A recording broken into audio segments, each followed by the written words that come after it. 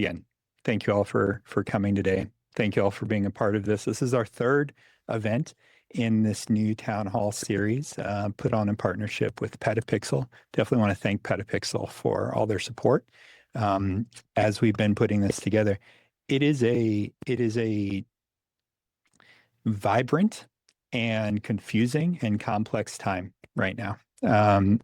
I feel like you can normally always say something like that, but here in the midst of the generative AI revolution that we're all experiencing, questions come up over and over again. And as we look at what we want these town halls to be, first, please send us your feedback. Send us your feedback as to what you want to hear more of, what you want to hear less of. We've tried to take some of those things to heart, even here as we're only in our third one, but we plan on continuing these for quite a while. We have our next town hall, which will take place around the end of this month. I'm not going to give you an exact date yet because they're still hammering out some schedules. We'll have some special guests that we think are really going to be exciting for you. Those should be announced here in the next couple of days, which we're looking forward to. So without any further ado, let's go ahead and get started today. Now, okay.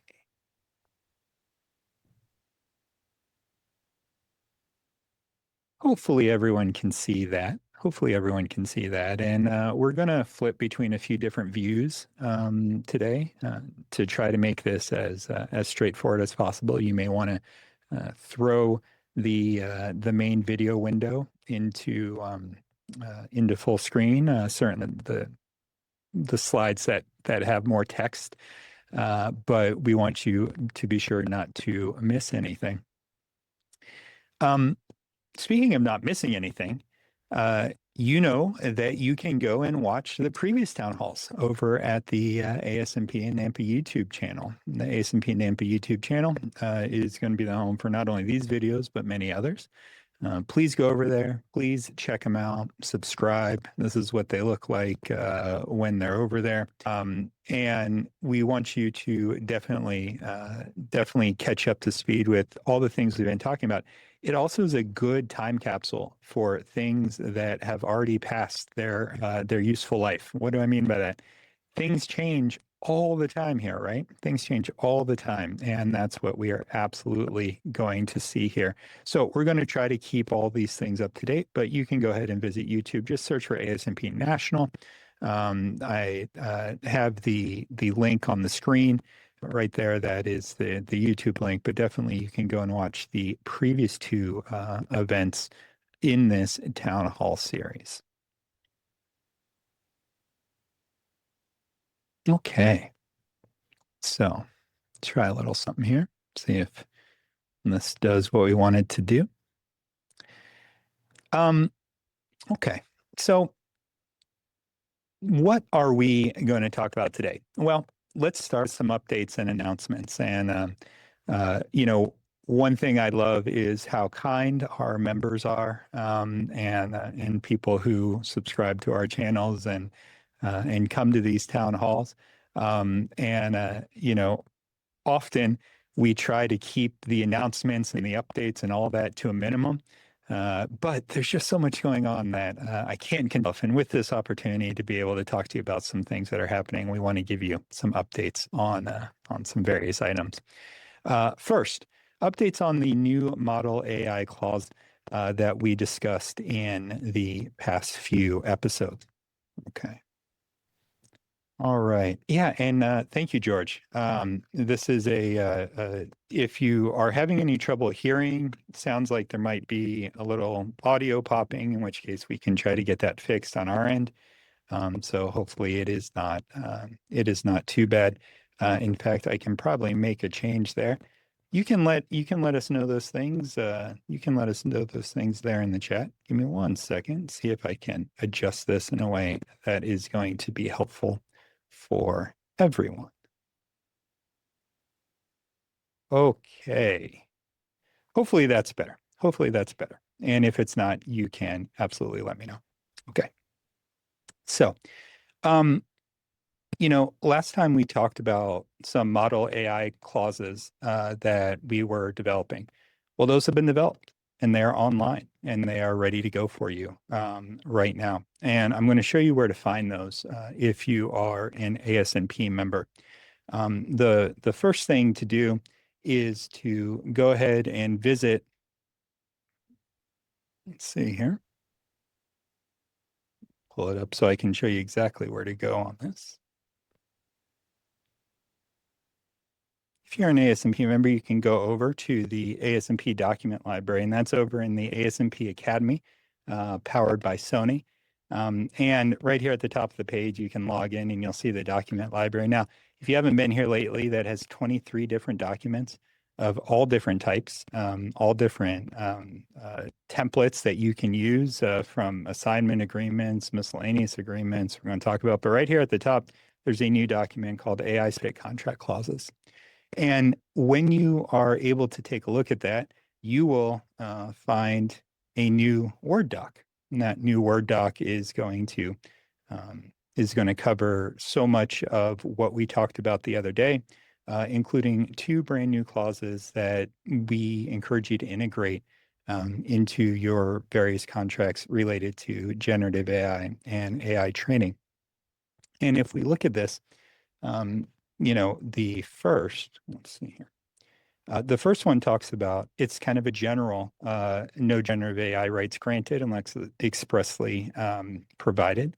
Talks about training, talks about modification, talks about all of these different elements. The second one talks about post-delivery AI manipulation. This is kind of assumed in the first one, but the first one is there for you as well. So you can go and download these. You can edit them in a way that makes sense for you and for your business. And we definitely want you to be thinking about that. Now, we know that just what we talked about here for 2 seconds is not going to answer every question. And some of those questions we can't really answer in kind of a open to everyone town hall forum, just because the questions need to be specific, and that makes total sense. That's why we're going to have a members only webinar that we're going to be announcing the details of next week.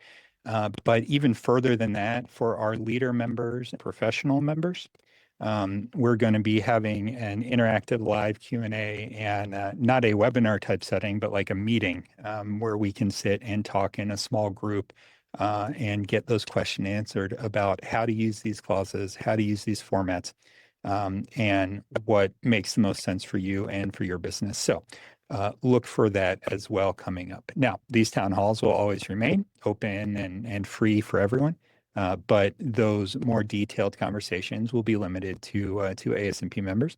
If you are not an ASMP member, we want you to be an ASMP member, so please come and join us. Okay. Now, that template again is over at the ASMP Academy powered by Sony. If you're a member, you can go log in and download that right now, and that is there for you. Give you a few advocacy updates, a few industry updates as we continue forward. There's a new set of comments that are due for a NPRM, and we talked about what NPRMs were at the last town hall. That's the Notice of Proposed Rulemaking from the U.S. Copyright Office. There's a new one out that talks about alternative fee structures. If you recall at our last town hall, we discussed the fact that unfortunately what we're looking at is the Copyright Office trying to raise the fees on group registration of photographs by about 53%, I believe it was. Obviously, that's something that we're fighting. I will be back up in Washington on Monday for a few days of meetings, including with some people at the Copyright Office, and we'll be making our position known repeatedly to them about this particular issue. But they also put out a separate request for comment, and that separate request for comment talks about alternatives in and in pricing, and that has something that we've been pushing for a very long time, and that is the subscription fee structure. The subscription fee structure is, in many ways, I think for many of our members and many photographers, would be, a holy grail of copyright registration. That would allow you to pay one set fee, either monthly or periodically or yearly, and be able to get all of your works registered for that fee. There are lots of benefits to that both photographers would find and that the Copyright Office would find. And we're trying to make sure that everyone understands those benefits. The fact that the Copyright Office is putting out a notice and a rule like this is good. It's good for us. It's good for us because it tells us that they're taking us seriously. And we definitely want to hear that. And we want to hear more about what their thoughts are. But more than that, we want them to hear what your thoughts are. And so in the conversations that we have with members and the conversations that we have with the Copyright Office, we're always trying to make these points known to the office about this to get more people to register their work because it is the core of everything. And so please be on the lookout for that. We're going to continue to talk about that as we move forward here.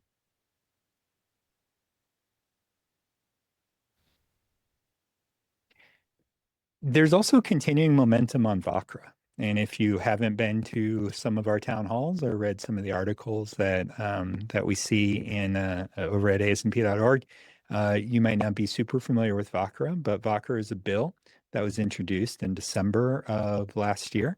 It's one that ASMP has been working very, very hard on and drafted both the original position paper and has been lobbying very, very hard in support of. It was introduced by Senators Marsha Blackburn and Senator Peter Welch from Vermont at the end of the year, and we're really working hard to find additional signatories and support both on the Senate side and the House side. There's a lot to really like about this. This is the Visual Artists Copyright Reform Act. We want more people to register, and this is a bill entirely about helping people register in an easier way, in a less expensive way, and getting those works protected. We'll have more to say about that after the trip to DC next week, but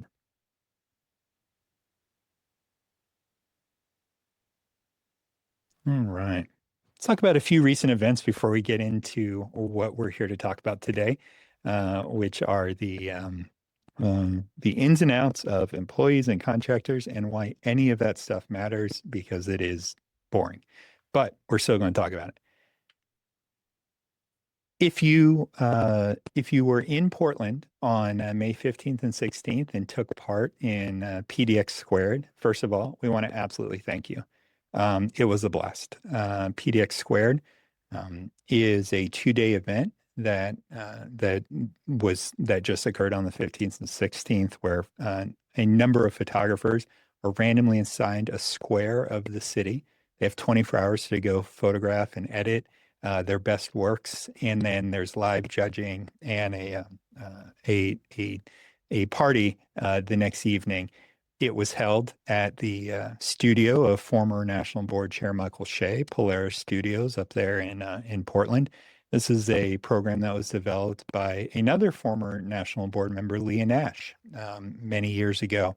And we want to thank Leah, we want to thank Michael, and Melanie and I were able to make our way up there. And this year, it was very special because we were able to introduce a few new things, including our 2 new title sponsors for this event. And that's Adobe and Fujifilm. And both Adobe and Fujifilm sent up experts in their various areas to talk with the participants and show the latest and greatest. And we're very happy to have them there. But on that Friday, on the 15th, we also announced that PDX Squared is the model for a brand new ASMP national program. That program is called the New City Squared program. That's bring the model that we just talked about, the 2-day event, to different cities all around the country over the next number of years. The first one in the City Squared program was this year's PDX Squared, and we are getting ready to announce where the second one this year will be, because there will be one happening this fall, and then a number more next year.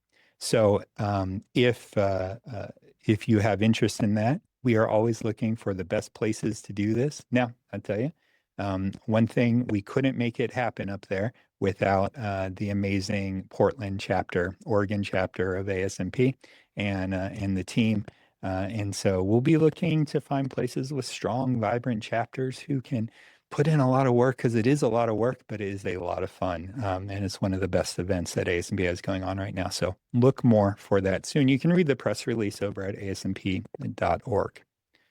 Okay. Yeah. Just had a question come in. I think it's a really good question. Yeah, this is going to be recorded. It will appear both on YouTube and it will appear, you'll be able to download it as well in the future. But yes, this is recorded, so don't worry if you have to step away for a quick second. Of course, I don't want you to step away. I want you to stay here every single second, but you will be able to view absolutely. Now, 48 hours ago, I was up in New York City speaking on a panel with attorney Amelia Brankov and Cameron Sterling. Cameron, former ASMP chapter board leader, as well as an incredible archivist and an expert, worked for Heroes Archive, worked for Avedon's archive, also a fellow Brooks alum, along with myself. And so we're able to catch up. And what we were there doing is speaking at a conference, the CPAL conference, the Center for Preservation of Artist Legacies conference. So it's an opportunity to talk with a number of the people who manage artist estates, especially photographers' estates. We had a lot of really great questions about copyright and how legacies in the states can benefit from appropriate IP protection, which of course is critical for everyone. So really great event up there, and definitely want to thank CPAL for inviting ASMP up, and thank you to Cameron, thank you to Amelia for a great conversation. And there's a special note we have for our architectural experts here. There'll be an article that's coming out in the next couple of days over at asmp.org, and it talks about really what I think is one of the best parts of what an organization like ASMP is able to accomplish. A number of our members who photograph architectural works came to us about a year ago, and they said, "Hey, there's competition put on by the AIA. Of course, everyone is familiar with the American Institute of Architects and their photo competitions, and they have a new entry form and a new release form. And the new release form is not very positive towards photographers. Can you guys take a look at this?" And so we sat down and we took a look. After a few months of negotiation, we are happy to say that a few days ago on May 9th, last Friday, the AIA released their new form for this year's competition that was revised extensively after conversations with ASMP. And we're really proud of that. We're really proud of that. And we're also very thankful to the AIA for being willing to listen to the needs of the photographers and the members and make changes that are actually critically important changes to make. And so we have all the details on that, and we're going to go into what changed and why it's important here. Look for that article to come out in the next few days over at asmp.org. So thank you for that. And thank you to all the members who were influential in bringing this to our attention, and includes Judy Chen and Jonathan Hillier and Alan Karchmer and many, many others who we've Kendall McConna. We had a really great set of members who fought hard for this, and it is hopefully something that we're able to continue to do across the industry. It's what we are here to do, frankly, is fight these fights on your behalf, because we are stronger when we are a big group. So thank you. Okay. That was a lot. I know that was a lot. So now let's talk about what we're here to talk about for the moment. And I know at the end we'll probably have some questions on AI, and we'll probably have some questions on a number of other topics. And that's totally fine, because this is an opportunity to ask questions. And as I always say to the national board when we have our Monday meetings, we say things like, Melanie and I will talk for an hour and a half, and then we'll say, you know what? Do you have any questions on anything we talked about or anything we didn't talk about? And that's the goal here. And if you have questions about something we haven't talked about, and we should, then we'll get some answers for you for next time. Again, if you have questions, please do put them in the Q&A box at the bottom of the screen. We want to make sure that we get all of those questions answered for you. Why do we care about employees and independent contractors? Why is that something that we are dedicating the third episode of a brand new town hall series to? Well, it is, every Tuesday morning we have a legal and business clinic here at ASMP, and any member can come and sign up for a 15-minute one-on-one conversation with someone on our legal team. It's one of the things that I still get to do and enjoy incredibly. So you very well may talk to me on Tuesday morning for 15 minutes about the various issues that you have. And some members are able to get a lot of value out of this. There's a few members lately, hopefully that we'll be spotlighting soon, who have been going through the process of, for example, publishing a book, getting, printing done, going over licensing and releasing and getting, the book copyrights registered and all the different parts of that. And we'll see them at the legal clinics. But I would say maybe not every week, but every other week someone comes to the legal clinic and they say, I got this letter. I got a letter from the state and they're threatening me with all these different things, and I don't know what it means, and I don't know what I did wrong. And many times it's related to this particular issue. Employees versus independent contractors and how to classify these different groups. This is something that actually has a surprisingly deep set of roots into your business. And it's one of the few parts of your business that will, I guess the best way to say it is it's one of the few parts that bring in almost every level of government to mess with you over it. And so you really want to pay attention and you really want to understand this. What I always say to people is, look, I'm not here to tell you what to do. I want to make sure you understand the risk that you take, because everything we do as small business owners is risk assessment and, being comfortable with the amount of risk that we're taking. And so that's what we're going to talk about today, and make sure that you understand the landscape as we get into the details. This stuff is consequential even if you don't know it. So I'm going to lay out a few scenarios, and I bet that someone is going to be able to see themselves in some of these scenarios. If you're a photographer and you've ever hired an assistant or a second shooter, you have run into this exact issue. If you are an assistant or a second shooter who's hired by a photographer, you've run into this issue. If you're a photographer who's hired a makeup artist or someone, a digitech, or someone else who maybe doesn't quite fall into the assistant or second shooter category, but is still on the support team, you've run into this issue. And there are many, many other cases when a photographer might have need to understand exactly what's going on here. Because the minute that either you go out and get hired by someone and they try to pay you, or you try to pay someone for their services, the first question you have to be asking is about, is that person an employee or an independent contractor? And here's the truth of the matter. If you've seen many of the videos and other things that I do, I will take the slides off when I want to really, really make a point and emphasize it with you. Everyone is doing this wrong. Everyone is doing this wrong. It was being done wrong when I was an assistant right out of school, working down here with some amazing food photographers.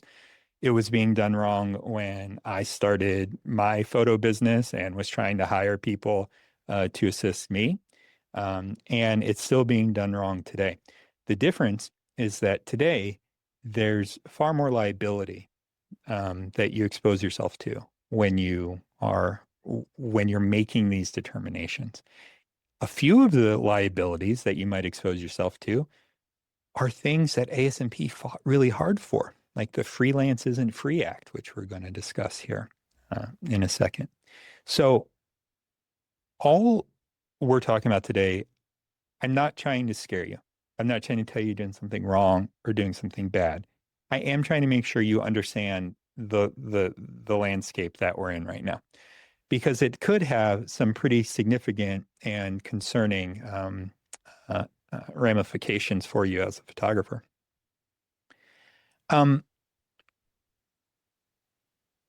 Classification really is the key to all this.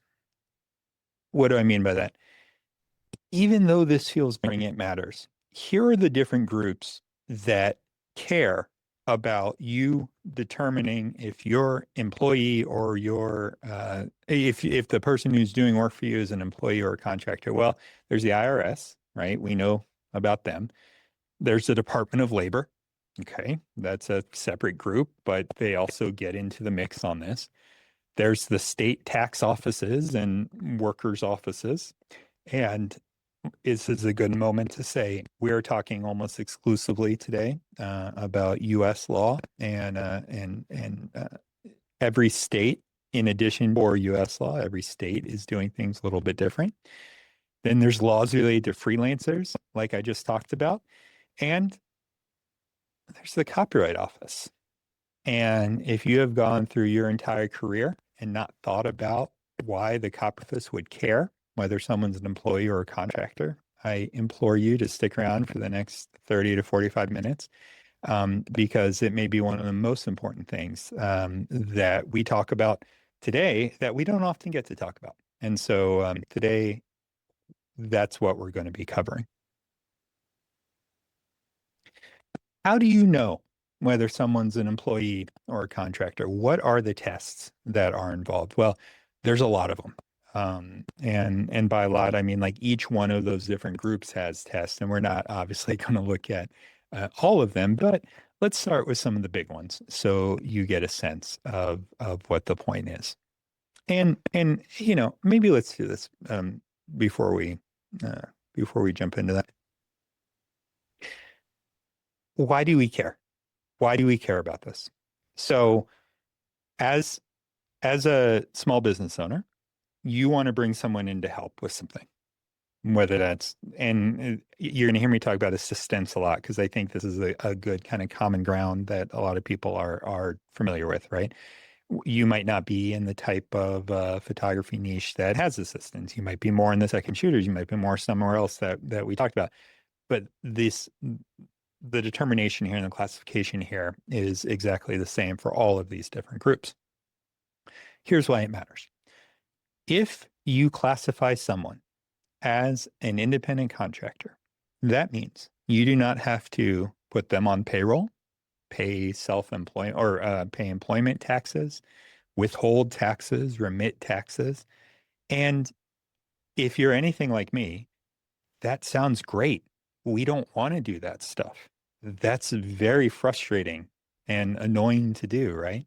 We don't want to, you know, turn just having someone to come assist for us for 4 hours into a production that requires filing new hire paperwork with the state within 30 days. And then they stop working for you in 4 hours time, and now you have to file termination paperwork with the state. And what about remitting taxes to the state and to the IRS? And that all sounds like a pain in the ass, and it is. It is absolutely a pain in the ass.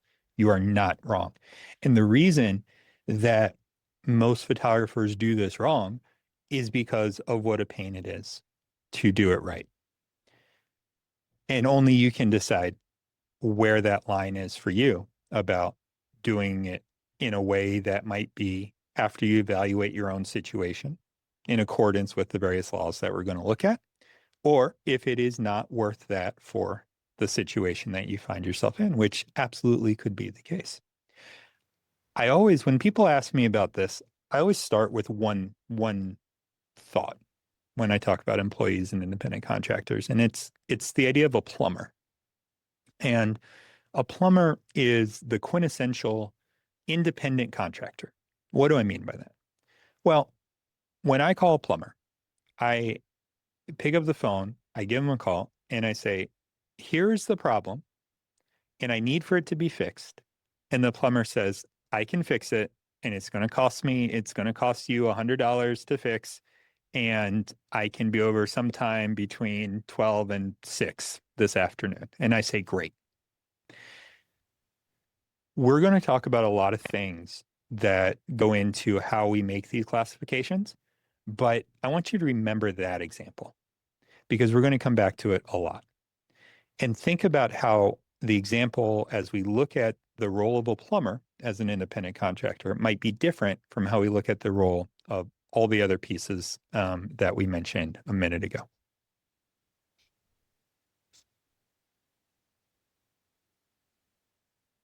All right. So let's start with the IRS.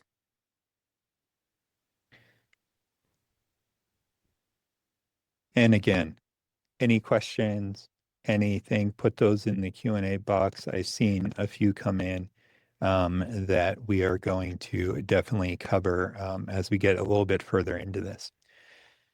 Here's what the IRS says. There are no bright line rules. It's all about the relationship, right? It's all about the relationship as we look at this. There are kind of three elements that you want to be thinking about. Behavioral control. And here's where you should be thinking, who tells who what to do and how to do it? Who is saying what to do and how to do it? And the how to is an important piece. Financial control. How does that person get paid?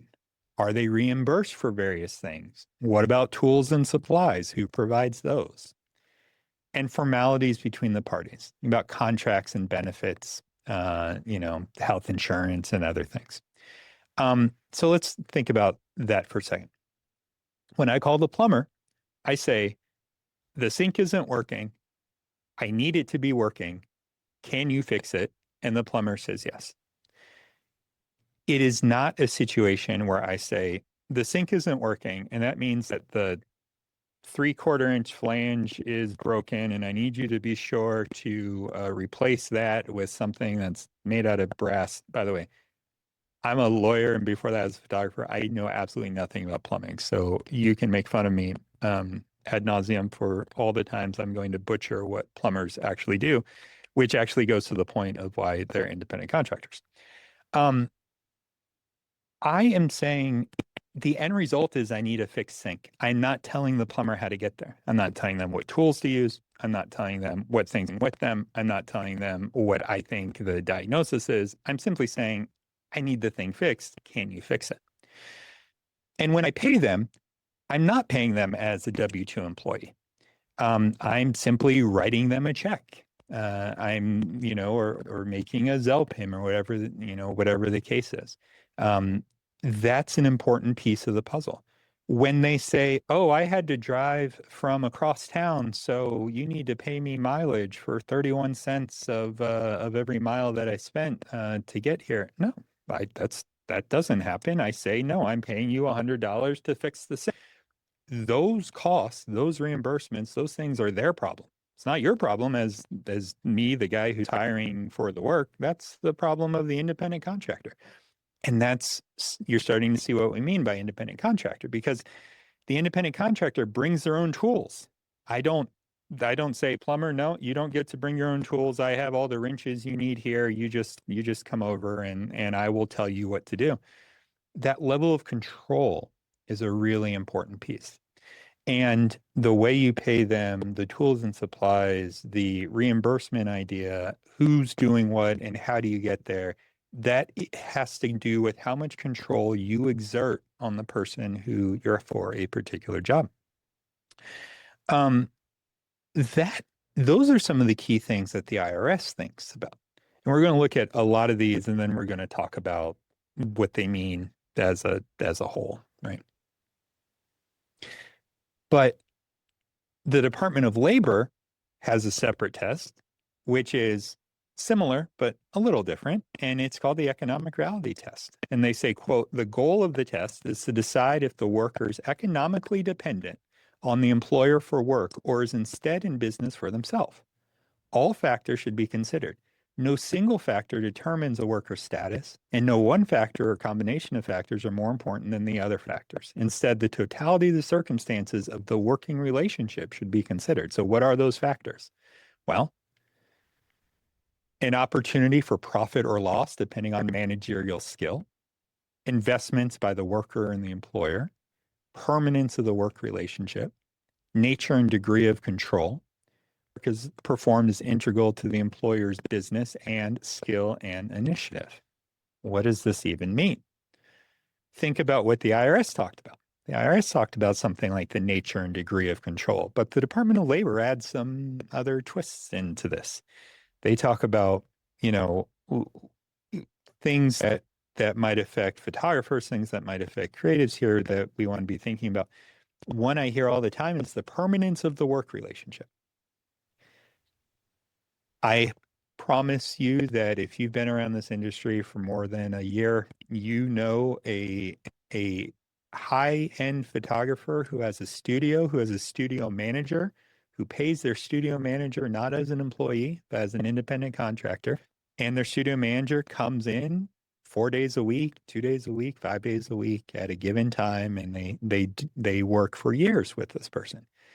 That's not an independent contractor. That's an employee. One of these elements is the permanence of that work relationship.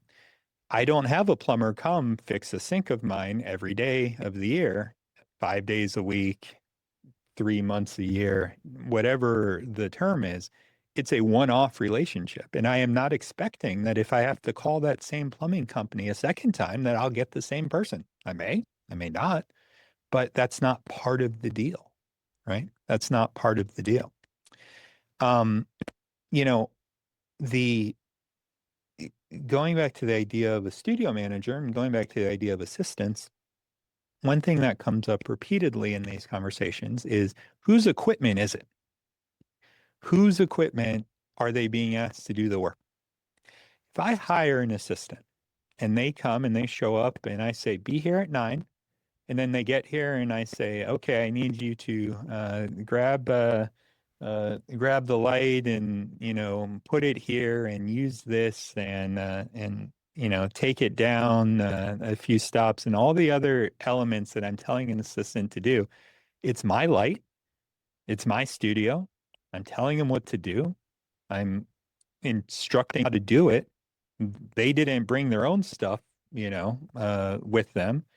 And I will tell you that 8 times out of 10, the traditional photographer assistant relationship is an employee relationship, not an independent contractor relationship. This is going to become important in a second. And I hope that it becomes less muddy than it feels at the moment, because I know it feels muddy at the moment, because it feels muddy to me at the moment when we have these type of conversations. So we talked about the IRS and the Department of Labor. We're going to take a little sidetrack now to talk about these freelancer protection statutes. Freelancer protection statutes are important pieces that ASMP fought very hard for many years. These include the Freelance Isn't Free Act, which is in New York City and New York State, the Independent Contractor Protections Ordinance in Seattle, the Freelancer Worker Protection in Los Angeles, the Freelancer Worker Protection Ordinance in Minneapolis, Freelance Worker Protection Act in Illinois. Those are new laws that have all come about in the last few years that talk about issues related to freelancers. But before you can determine whether someone is subject to this act and a freelancer, you have to determine whether or not they're an employee. And so this idea of employee versus independent contractor is critical to this evaluation as well. You have to first make that employee contractor decision. And then in the act in New York, this is just one example, but in the act in New York, if you are going to pay them $800 or more, it has to be in writing. It's not like we suggest it be in writing. It has to be in writing.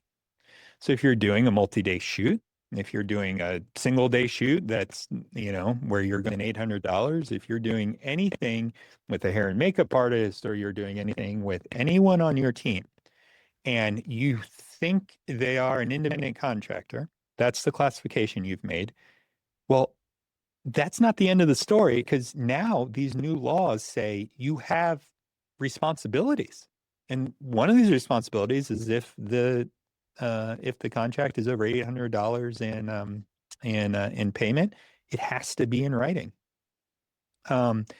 You have to pay that freelancer on or before the date that's listed in the contract, or if none is specified, within 30 days. You can't wait 31 days.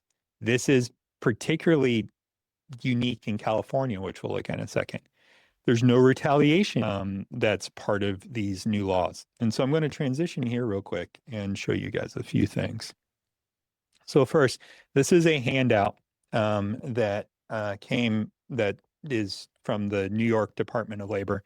And it talks about, if you hire a freelance worker, you have legal responsibilities under the Freelancers and Free Act. And it talks about all these things. But you'll see right here at the bottom left, employee or independent contractor. It says whether or not a worker is legally an independent or employee depends on a variety of factors and the nature of the work arrangement. Please visit the other website to figure out what that is. And sure, feel free to go and try to figure that out. Just like we all feel today, this is going to be very tricky. But you'll notice the responsibilities here. There are contracts, timely payments, no retaliation, a method for complaints. And then if you don't do those things, there's a civil action. But in New York, they also have a model contract. And so if you're an employer, you can use this freelance work agreement that the state has put out that fulfills all these requirements. So there's a contract, and it talks about the various issues that you have to have, where they have to initial and hiring parties, and the scope of work, the rate or payment amount, how much is going to be paid, the method of payment, the date or timing of payment. And if you don't put anything in here, you have to pay within 30 days of the work being completed. And terms 1 through 3 must be included in contracts under the law. And then obviously you have to initial this, and then there's a bunch of other different things. This is their model, their model contract, right? So again, why is this important? Because now, before a few years ago, if you did this wrong, you might get in trouble with the IRS, and you might get in trouble with the New York State Labor Board or whoever, but you probably couldn't be sued in court for violating something like this if you paid someone on day 31 instead of day 30. You can now. And so if you live in Seattle or Minneapolis or Illinois or Los Angeles or New York, you should be thinking about these issues and if these laws apply to you, because misclassification not only affects what we've been talking about, but it now also affects this. Okay. It now also opens up a new track of liability for you that you may not even be aware that you have. And it's something that you really, really need to pay attention to. And again, and this is where I go back to, we fought really hard for this because it's a good thing for so many photographers out there. It's a good thing for photographers who work for magazines, who work for publications or other clients who had been getting screwed and they weren't getting paid, and all these bad things are happening. And that's why we fought for the Freelancers and Free Act. But remember also that it applies to you. It applies to you with people you hire too. And at no point today are you going to hear me say, well, it's okay because you were just hiring them for a few hours. You don't have to adhere by these things. There's no law that says that. There's no law that says it's okay to treat someone like an independent contractor if they should be classified as an employee, right? And so then you have to figure out what the risks are. The risks are with the IRS, with the Department of Labor, with the state taxing authority, in the case of the places where you have freelance protection acts like Freelancers and Free, In New York, the risks are from the people that you hire if there's going to be a civil action, right? These are all different elements of risk that you may have to counter. And it's about this point in this presentation where I even think to myself, man, you're bumming me out. I don't enjoy having these conversations because I know this costs photographers money to do if they do it in what might be considered the quote right way. And I know it's incredibly difficult to do and adds a burden that you may not have anticipated having or be used to having.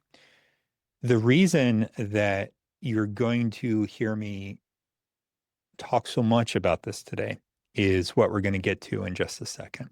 So I'm going to keep going and then we're going to answer some of these questions. And thank you. Thank you so much for the questions that you're throwing in the Q&A. I see them.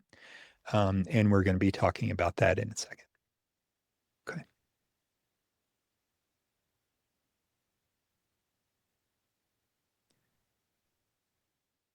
All right. Well, now, every state has rules on this too. Everyone has different rules on this issue.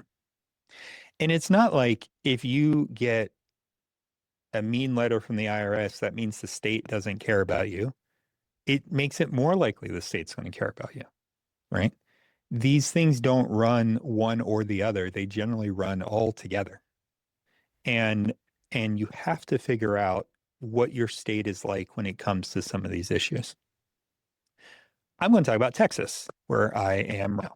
And in Texas, there is the Uniform Commercial Act, the section 201.041, and it starts easy and it says, look, when you're making this classification, there's kind of three things to think about: service, wages, and direction and control. And so you're thinking to yourself, okay, I can manage that. I can figure out three things. That's not a big deal. And then literally the next, and I'm going to see, because it made me laugh out loud this morning. Let's see here. I can find it real quick. Well, what it said after you look at these three things, it said, oh, right. If you really want to know how to classify people, what you have to do is go look at the 20-point status gap guidelines for Texas.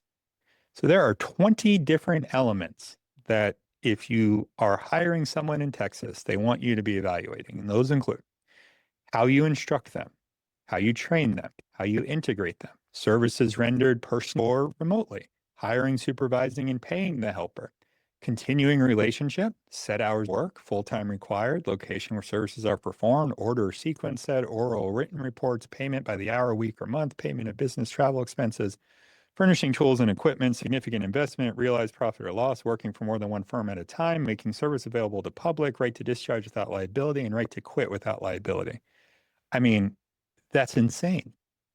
And every state has their own list of things. So we looked at the IRS and the IRS like had these three or four things and we said, okay, maybe we get our heads around that. And then the Department of Labor came in and they had a few more things. And then here, if you live in Texas, you have 20 other things to be thinking about when you're making this one classification, whether someone's an independent contractor or an employee. And you can read the PDF guide, which will have all of the information related. We're going to try to put together after this one a URL sheet and a link list. That should also, we're going to put that in the YouTube description so you can get to the links of all the different things that we're talking about here today. But we're not doing that for every state. You have to go look up your own state. It's not hard to do. Just type in employee versus contractor, Illinois, Florida, Georgia, wherever you happen to be. Now, do you remember your work made for hire law? And if your first thought right now is, what the heck does work made for hire have to do with employee classification? This is where it all ties in together. Works made for hire. Whether a work is a work made for hire is determined by facts in existence at the time the work is created. There are only two situations in which a work made for hire is produced. One, when the work is created by an employee as part of the employee's regular duties. And two, when a certain type of work is created as a result of an express written agreement between the creator and a party, specially ordering or commissioning the work. What does this mean? Okay, here's what this means. And here's why I want everyone to care about this and pay attention and worry about it and have it weigh on your mind until you feel comfortable with the way you're approaching this. There are only two ways that works made for hire exist. And in a nutshell, what a work made for hire means is that the person who takes an image is not the person who owns the copyright. It's the employer. And like 60% of the time, when we talk to photographers about this, we say, don't sign works made for hire agreements. Because if you do, you're giving up your copyright to the person who's hiring you, right? And we don't want that. We want photographers to retain their copyrights. But what if you hire an assistant? And what if the assistant presses the shutter? Every assistant ever has pressed a shutter. Every second shooter, that's literally what they do. If you have classified them incorrectly, if they are an independent contractor, every time they press the shutter, they own the copyright to the work that they just photographed, not you. I don't care if they are the third assistant on a multi-million-dollar worldwide ad campaign. They are the ones that own the copyright, not you, not photographer who hired them, not photographer who found the wedding client. You bring in a second shooter for 2 hours and they take some pictures at the reception. You, photographer, do not own any of those copyrights. They are not yours. Period.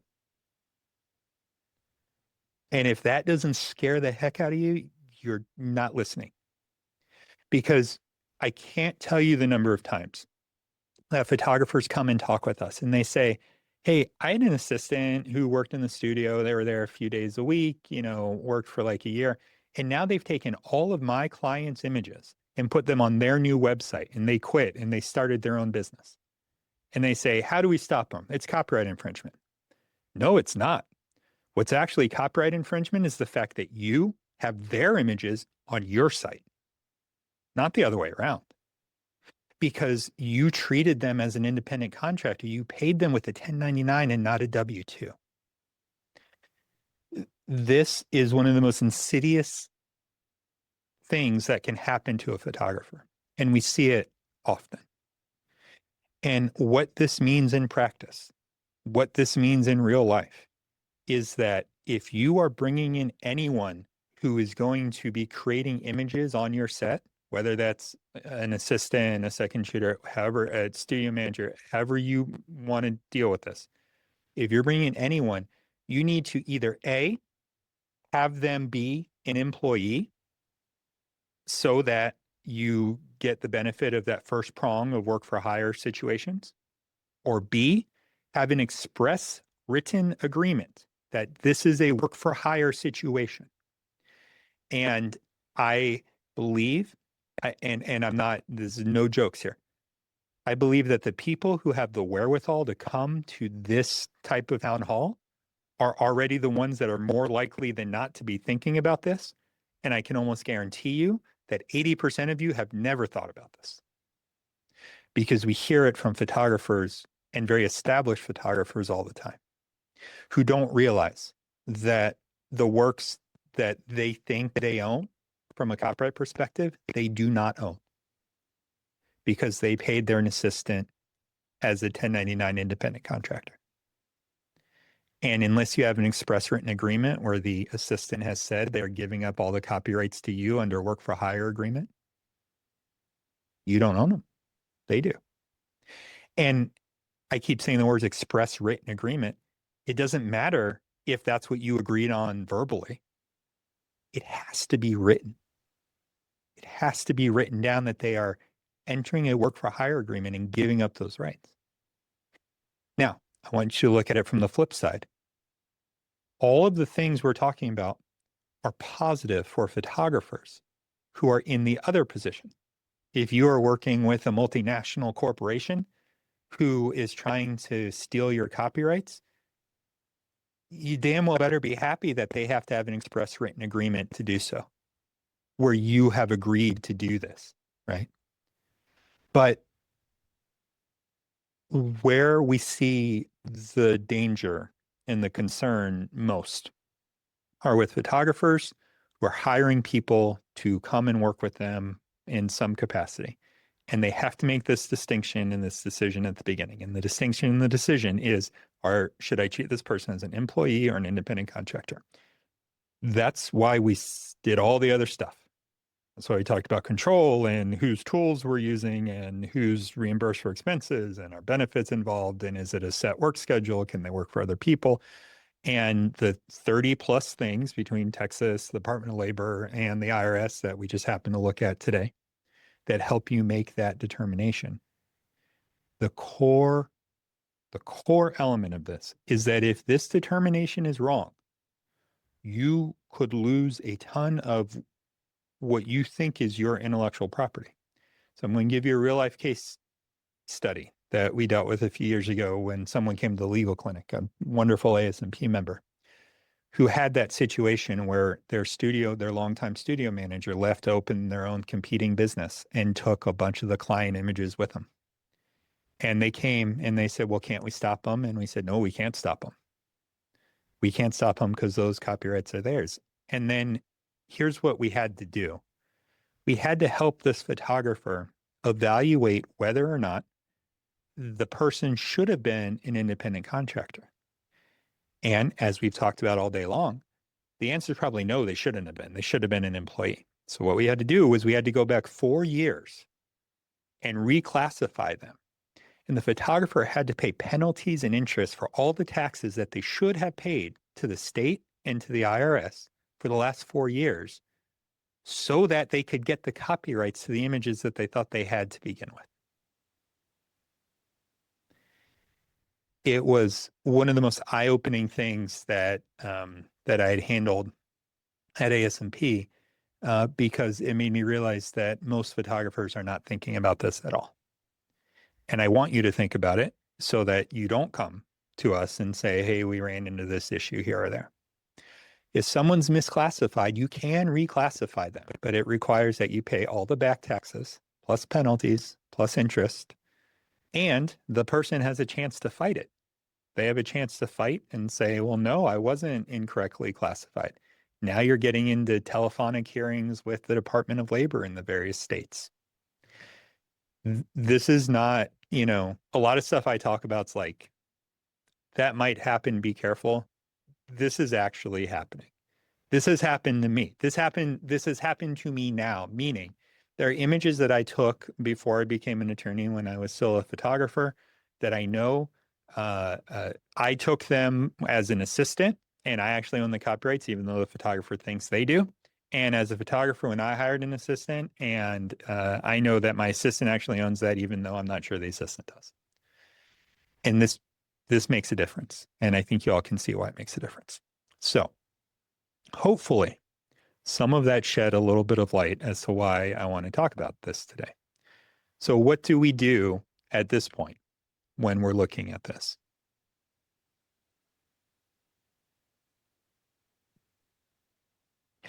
Well, let's evaluate the situation. I want you to take a second after today. I want you to go Google your department, your state's Department of Labor and their rules on this. I want you to go look at the IRS website. I want you to look at the Department of Labor. I want you to think about works made for hire in the Copyright Office. And some of this may not apply to you whatsoever. And that's wonderful, frankly, if it doesn't.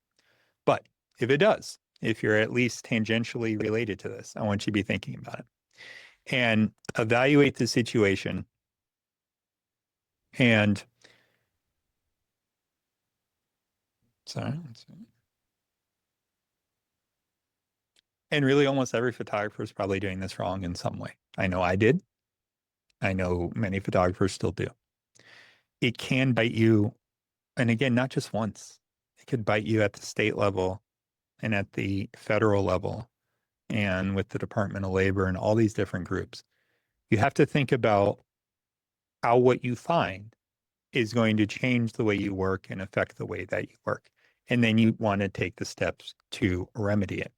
So let's stop for a second because I know we have some questions. I know hopefully everyone doesn't hate me at this point for bringing bad news. But I want you to be prepared. I want you to know what you're facing in these situations. The first thing I would say is this. If you find that you should probably be having people listed as employees and not contractors, it is easier than has ever been in the history of the world to do this for a single photographer. Back when I had my law firm, I used a company called Gusto, Gusto. They're not a corporate member. We may talk with them about, about trying to do something. There are many other companies like them out there that are designed for small business owners and sole proprietors and single member LLCs to onboard and hire people and then terminate people. And sometimes you will do that. And you will do that for a 4-hour shoot, right?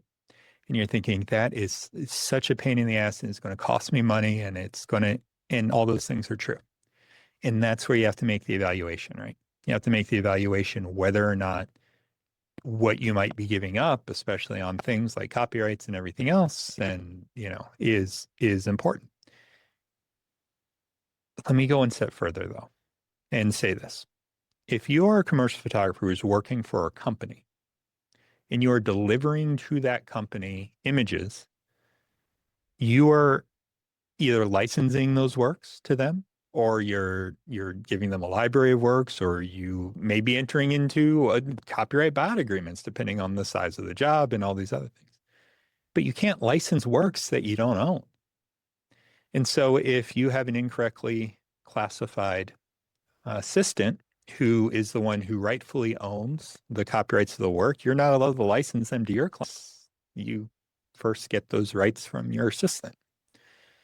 And even saying this, I hate it. I hate it, but I want you to know what might be out there and what you might be facing, because everything we've talked about so far sucks, but it sucks a lot less than getting sued by some Fortune 500 who thought they had intellectual property and it turns out they don't.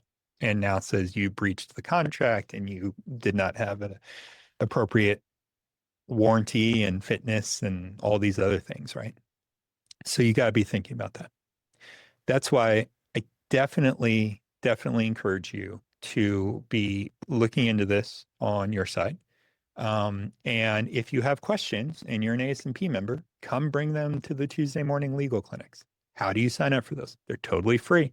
You go over to asmp.org/academy. Up in the upper part, when you're logged in, you'll see business and legal clinic sign up. You can get a 15-minute appointment and we'll talk one-on-one about the issues that you're facing and we'll try to point you in the right direction.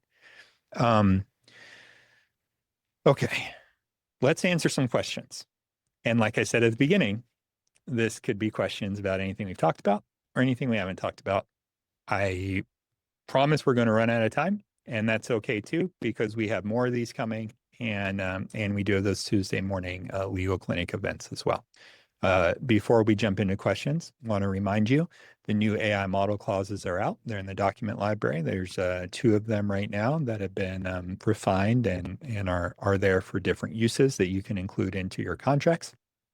And then 2, also be on the lookout for a lot of the stuff we talked about at the beginning as far as events and updates, including the new ASMP AIA story that should be released here in the next couple of days over at asmp.org. But now let's answer some questions. Pull this up here. All right. So first question comes from Doug. And it says, for students, the DOL, Department of Labor, specifically says unpaid internships cannot be used to replace staff, yet media companies do it. Years ago, Condé Nast did it, got caught, and simply stopped hiring interns to avoid them being labeled as staff. What can students do to protect themselves without being let go and lose their internship college course credits? So you again, I mean, this is a very a great question, because it's looking at another angle of misclassification, which is if you are trying to search for a topic broadly on what we're talking about, it's misclassification of workers. And yeah, I think we all remember a time when like everyone was an intern, right? Everyone, and the whole point of being an intern was that you didn't have to be paid. When I had my law firm, even a number of years ago, we would often get companies that came in and said, "Well, I want to have interns, and I want them to be unpaid interns." And our kind of tongue-in-cheek line to clients was, "There is no such legal thing as an unpaid intern. There just isn't really anymore." If someone is doing this type of work, if you are telling them when to show up and what to do, and here's a computer and do this and do that, they are an employee. They are an employee. They are not an intern. They're not an independent contractor. They're an employee. None of that prevents many companies from just saying, I don't care about that. I'm going to save money doing this or that. But what Doug's asking is a little bit different. What Doug's asking is saying, hey, how do I, if I'm a student and I have this internship for college credit, which is a specific type of value, and we often think about value in these things. It's not always dollars, but there's value in it, right? How do I prevent being classified in a way that the employer would say, you know what, it's not worth the risk? Um, uh, I think that one of the most important things to do is to do some research beforehand. And this is something I recommend to everyone when you're working with a company or a new client. And that's to do some research on lawsuits or actions that that company may have been involved in. And so if you're looking at a mid-sized firm here in Texas, I would search Texas Department of Labor and then the name of that firm, because a lot of those things are public record. And if a company has been hit with fines or violations of some of these issues, that should be a red flag for you in both directions. One is they may not be always on the up and up, but two is they may now be on the up and up, and you may have more of a chance to lose your position than you might have in a different type of situation. Two, be willing, if you're a student, be willing to work with the company and the company's attorneys to enter into an agreement. Remember, but we talked at the end about works made for hire and how one of the two exceptions to a work made for hire is if you enter into an express written agreement. Be willing to enter into an express written agreement if the case is that you're trying to maintain an internship, and understand that if you are replacing the role of, as Doug put it, if you're replacing the role of someone who would be a paid staff member, you're already on shaky ground. It's not your fault. It's the fault of the company. But it's a very slippery slope when it comes how to handle that and deal with it. The number one way to handle and deal with it is to understand the history of the company, bring it up towards the beginning in the interview process and at the end, and realize that for students in particular, the more reputable organizations will pay you, even if it is just a very little bit, in order to not deal with this. Even at my law firm, when I only had one other lawyer, so it was just the two of us, we had interns from law schools, and we paid them as low an amount as we could afford at that moment. We didn't have very much money at the time. But the reason we paid them is because we understood that an unpaid internship is likely legally insufficient in most cases, even if it's for college credit, even if it's for other things. So not sure that exactly answered it, but that was a good question, and thank you. Okay. So next question here from Amy. Are we going to talk about the differences between an employee and a contractor when we work with a publication, e.g. freelance or work for hire? Yeah, absolutely. Absolutely. So, we've alluded to this a few times, but these are two sides of the same coin, right? And everything that you have to worry about as a photographer who might be hiring someone are the same thoughts you need to be having as a photographer who's being hired by someone. And if you see that your employer is misclassifying you, you have to decide if this is a conversation that is worth having. You know, these are not easy conversations, especially if you're working with organizations that are not large, because everything we've talked about to do this quote right, to do this in a fully legal way is expensive. And if you are the one who is saying, hey, you're treating me like an employee, and that's probably how I'd be classified, it can easily come off as you almost seeming to threaten them that they need to be treating you, in one way or another. And you obviously don't want to go down that path. So approaching this at the outset and saying, hey, is this a 1099 independent contractor position or is this an employee position is a very important early question to have. And if they say it's 1099 and then they continue to do things or say things that indicate control or use of equipment or that you can't work for other people or that you have to be there at set times, again, think back to the plumber, right? I don't tell the plumber you have to be here at 12:05 p.m. because we got to get started. I say, when can you be here? And the plumber tells me when they can be there, right? And then I get to take it or leave it because that's an independent contractor. But you can still have an independent contractor if you tell them what the end result has to be. And what I mean by that is, let's say you're an assistant or you're being hired by a publication and the publication says, hey, you need to be here to photograph these animals at this time and we've made reservations here and then we need you to deliver the work by then. That's still arguably an independent contractor. Just because there are time limits on things, just because all the other things we talked about may not be exactly lining up in the right way, doesn't mean it's not the case. You just have to be thinking more about it. And you then finally, and this is, one of the more important pieces, you then kind of have to determine if how much you want to say or not say, right? Because it's not just photographers who don't understand this. It's business owners. And certainly when you bring in the intellectual property side of it, business owners don't understand this. And so, well, is it your job to inform a business owner about how they should be, treating their hired individuals? You can raise your voice, but what I always tell members is I say, hey, look, when you're entering into a contract with a multinational publication, they have lawyers to deal with this stuff. You don't have to be double checking them. You can take them at their word because of the power imbalance, whether their word is right or wrong. You have a reasonable sense that you can rely on what they're saying to you. Always be thinking though about how this affects your rights.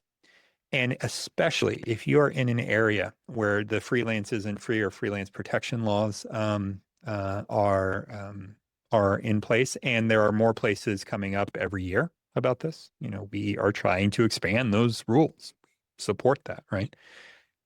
Take a look very clearly at what they're required to do. And if a client doesn't pay you, like in New York, I think it's if they don't tell you when they're going to pay you and they don't pay you within 30 days, you can file an action in essentially a small claims court, and the minimum damages are like 3 times what they would have paid you. And we've had photographer members get sued in this way by their assistants who they didn't when they said they would. And we've had assistants say, hey, I was able to bring this publication to finally get to pay me. There's a lot of specific legal issues related to all those. So I'm not making any blanket declarations except saying those protections are there and they go both ways. And they're there to support you if you're a freelancer. So good question. Thank you. Okay. Constance asked where that template was from the New York State website. I would just Google "freelance isn't free New York," and then you will see a list of things for employers, guides for employers, and guides for freelancers. And then under guides for freelancers, it says model contracts. We'll also put a link to it in the description of the video with some other things here, so that hopefully you can get to that. So, a question here from Doug. Contracts nowadays specifically state that the photographer is an independent photographer and owns the copyright to his or her images. However, the contract also says the client is granted exclusive usage in all forms without additional compensation in perpetuity, just like if the photographer was a staffer. What good is owning the copyright if the client has the rights and you cannot use them yourself without the client's written permission? That's a good question, Doug. And so I want you to think about the differences between exclusivity in a license and the actual person who owns the copyright. A publication being able to use the images in an exclusive manner for forever, but not own the underlying right, still gives you a little bit of leverage, because the only person who is allowed under the law to pursue infringement claims or pursue any claims is the copyright owner, not even the sole exclusive right owner. That does give you a little bit of leverage in negotiations, because you can. It's up to you whether to pursue infringements, even if someone stole it from them and they're pissed about it. That's not their choice. That's your choice. If they want to have all the rights and interests, they can pay for, a full copyright buyout, which should be significantly more expensive than even an exclusive license, right? But what you're describing is the end result of what lawyers do, because everything I said today was true, and also it's true that many contracts read the way that you described, where it's kind of threading a needle between, who is the owner of the right and who's the beneficial owner of the right? The one who gets to use it in all the ways that they think they should be able to use it. You will have limited success in pushing back on some of these things. And limited doesn't mean none. Okay. Limited doesn't mean none. And I think, there are good examples of those situations when they arise. This also actually weirdly takes us back to the AIA situation. If you're running into contracts that are seemingly putting you in a bind that is unconscionable, send those over to us. I certainly can't promise we'll be able to change or work on them, but if the other party is at least somewhat willing to talk, we often can make some pretty good arguments about why this just needs to be modified a little bit here or there. You raise a good point, though, Doug, and it is a handcuff situation. So, okay. So, question here from Coco. Does charging travel expense in the proposal change the dynamics of the working relationship with clients to employee from a freelancer? No. In fact, charging travel, and if I'm reading your question right, charging travel expense is more likely, well, let me say it this way. Any single line item doesn't change that relationship. And there is no single thing that determines whether someone is one thing or another. This is a lot like when we talk about fair use analysis. There's 4 fair use factors, right? The purpose and nature of the use and the amount of the content that was used and the purpose for which it's used. But none of them are like the rule, where if you break it, then you're one thing or another. It's the totality of the circumstances. When we talk about employees and contractors, really what we want you to be thinking about, I want you to put yourself in the shoes of that plumber. And it's never going to be 100% or zero. Right? It's going to be somewhere in the middle. Charging for travel expenses doesn't mean that you're one thing or another, but let's look at the whole situation, right? Is this a contract that requires that you can't work for anyone else? Well, that's very clearly an employee. That's one of those elements that Texas brought up that the others didn't. Is this a contract where you will be using their supplies and equipment? And here's a great example of that. There's an auction house near where I live, and at least back in the day, they photographed a lot of coins. And photographers would go in and they'd clock in at 8 p.m. and the cameras and computers were all set up and they photographed coins for 8 hours and they went home and they did it again the next day. That's clearly an employee, right? There's the skill and understanding of the photographer is not the number one issue when we're looking at a situation like that. So then think one of my first things is, how granular do I get to control them? And this isn't like even an art director thing. Like an art director, they have a very clear vision of what they want to accomplish, and they will tell you what they want to accomplish. But it's still up to you how to accomplish that. And if it's not up to you how to accomplish that, if everything is out of your control, you're likely an employee. You're likely an employee, whether or not they classify you like that. That's likely what you are. But very good question. Okay. What happens if my client is acting as a middleman or agency and signs my contract, which explicitly states that the project is not a work for hire, that I am an independent contractor, and that I retain copyright ownership, but my client has a separate contract with their end client stating the project is a work for hire? Which contract controls in that situation? Does my agreement with the agency supersede their separate agreement with the end client, at least as it relates to my copyright ownership? Great question. Very cool. So here's the general rule in the law. And the rule is you can't bind someone with a contract that you didn't enter into. This thing in the law is called privity of contract, right? Which essentially says, if I have a contract with you, that's the agreement that we have. If you then go sign something with someone else, that doesn't supersede what we have because I didn't sign that agreement with that other person. So if we say it's not a work for hire and their contract says it is a work for hire, that would not be a valid contract, because for that to be a work for hire, they would have to have the rights or the ability to enter into that agreement, which they don't have because those rights reside with you. And since it's not a work for hire, you didn't give up the rights to them to begin with. So it's not like one supersedes another. It's more like one can't exist because of the first, right?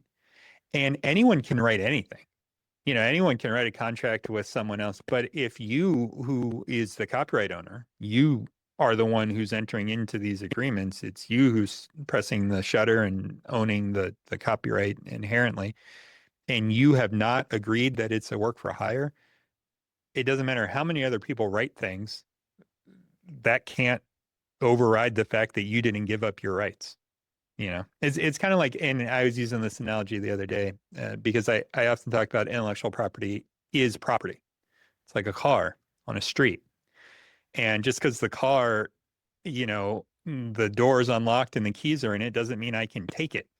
It's still property. What I mean by that is, if I own a car and I rent it out to people, which is the same thing as licensing a photograph, right? I'm renting out a piece of property that I have. If I rent a car out, and then, I say, yeah, I'm going to rent this to you for a week. And that person then turns around and rents it out to 30 other people for the next year. None of that's valid because they don't own the thing to rent.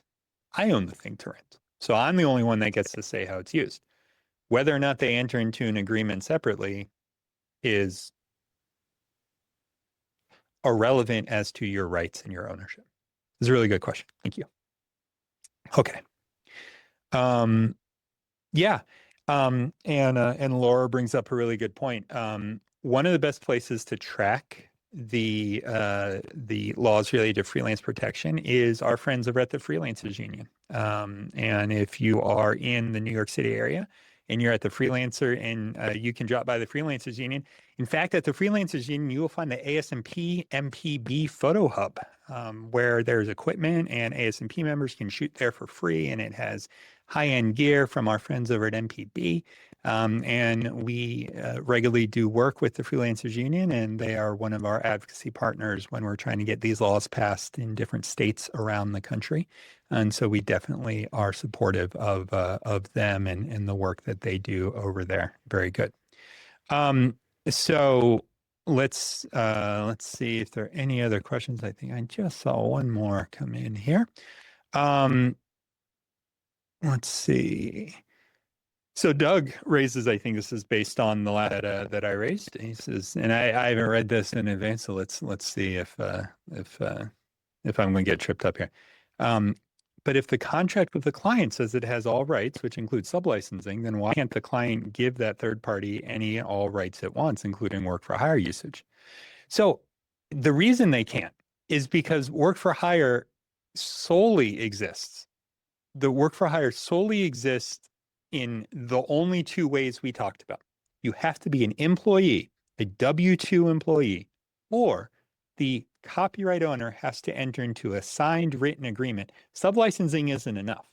You would have to enter into a specific work for hire agreement. And if you enter into a specific work for hire agreement, well, then you're not in the realm of a license anymore.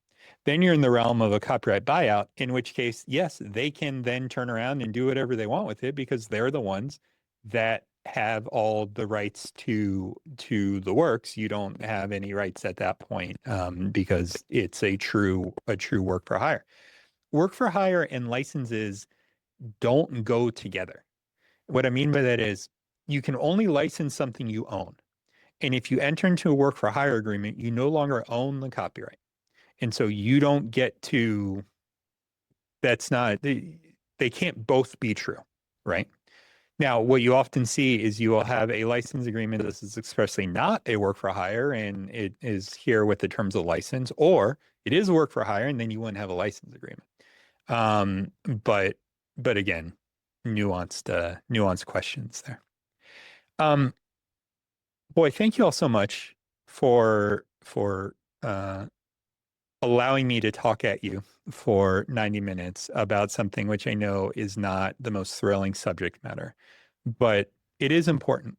And I bet every single one of you, if this doesn't directly affect you, you have photographer friends who right now you are thinking about saying, hey, I need to let them know this, right? Because this is something that's not on a lot of photographers' minds. And it is real life in terms of, copyright ownership and licensing and getting sued by companies and all these other pieces of it.